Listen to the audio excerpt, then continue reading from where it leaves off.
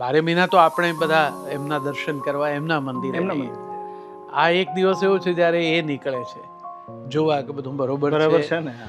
અથવા તો જે નથી આવી શકતા, નથી આવી શક્યા, એમના સુધી હું પહોંચું.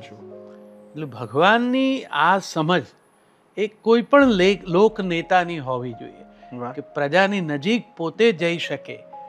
એવી કોઈ તક ઊભી થાય તો જવાનું.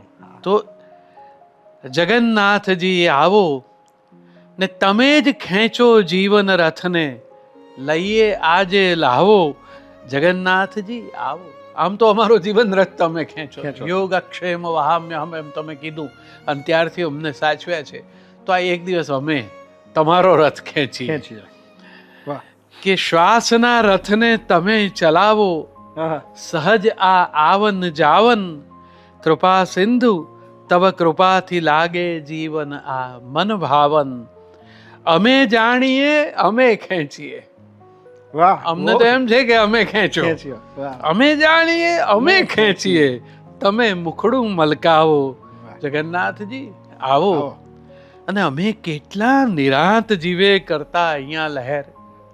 આ અમારું નગર, એમાં અમે આનંદથી રહીએ છીએ. કેટલી અર્થોપાર્જનની, જીવનને પ્રસન્નતાથી જીવવાની પ્રવૃત્તિઓ કેટલું કરી. આ ધબકતું છે મારું નગર. અમે કેટલા નિરાંત જીવે કરતા અહીંયા લહેર. કરુણાળુની કરુણા કરતી સહુ પર મીઠી મહેર. શ્યામ ગગન થઈ ઘેરાયા તમે હરી, વાલપ વરસાવો. જગન્નાથજી આવો. એક જમાનામાં તો છાપામાં બીજે દિવસના સમાચારમાં અચૂક એવો ઉલ્લેખ હોય કે અમી છાંટણા થયા.